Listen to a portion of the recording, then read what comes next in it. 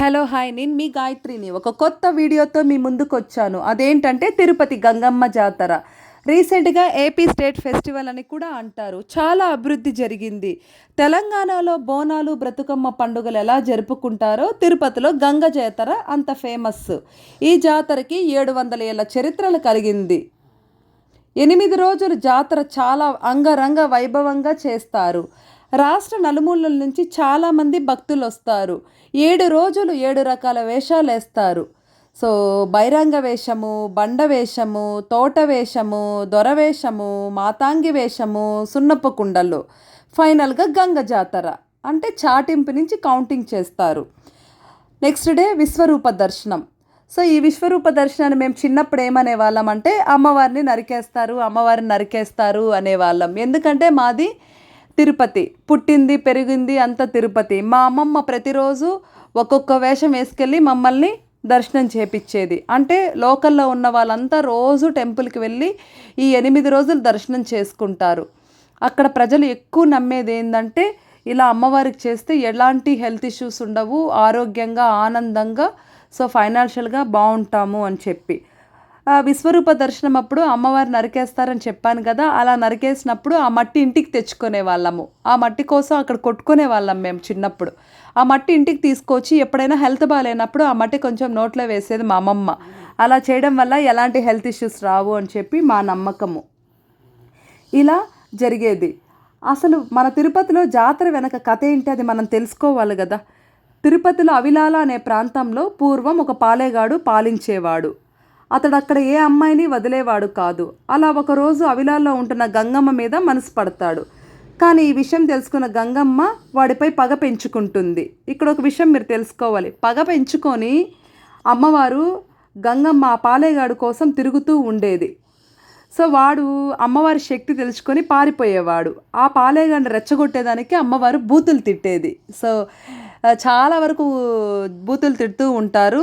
So అలా బూతులు తిట్టినప్పుడు ఎవ్వరూ మాట్లాడరు. ఎందుకంటే స్వయాన గంగమ్మే తిడుతుంది మనల్ని అని చెప్పి అక్కడ నమ్మకం. మేము కూడా చిన్నప్పుడు అంతే తిడుతూ వెళ్ళే వాళ్ళము. ఎవ్వరు కూడా ఎదురు తిరిగి మాట్లాడరు. ఎందుకంటే స్వయాన ఆ అమ్మవారు ఎవరో కాదండి, స్వయాన వెంకటేశ్వర స్వామి ముద్దుల చెల్లెలు గంగమ్మ తల్లి.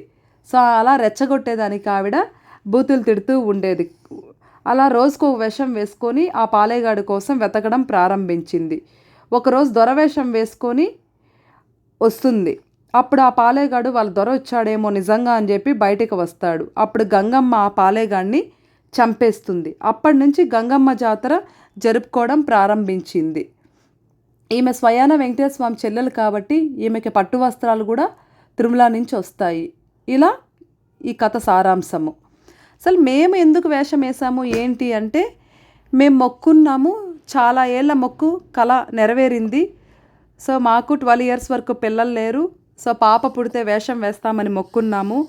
లాస్ట్ ఇయర్ కొన్ని కారణాల వల్ల వేయలేకపోయినాము. పాపకు వరకు సున్నపు కుండల వేషం వేసుకొని తీసుకెళ్ళాము.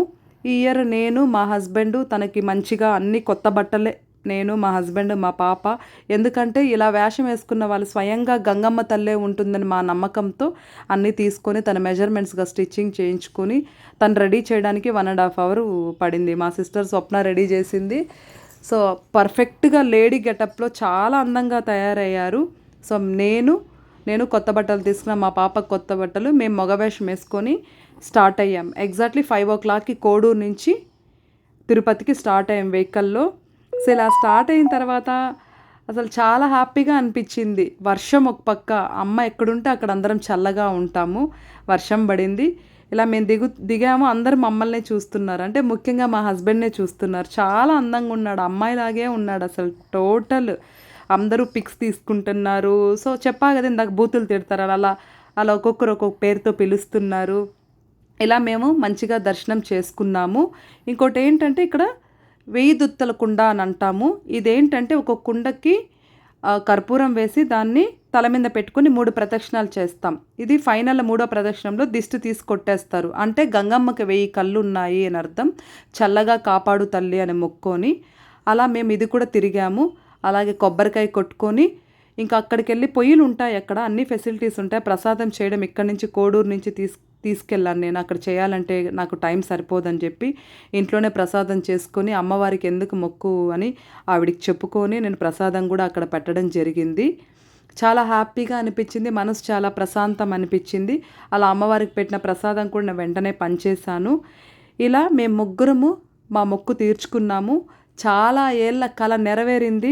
చాలా సంతోషంగా ఆనందంగా వెళ్ళి దర్శనం చేసుకున్నాము అమ్మవారిని. చాలా రష్ ఉన్నింది, కానీ మాకు వితిన్ 10 మినిట్స్లో దర్శనం అయిపోయింది. ఇంకా ఫైనల్గా అందరూ ఫొటోస్ వీడియోస్ అవి తీసుకుంటూ ఉన్నారు మా హస్బెండ్ని, చాలా బాగుందని. సో అమ్మవారి దయ అందరి మీద ఉండాలి. Thank you.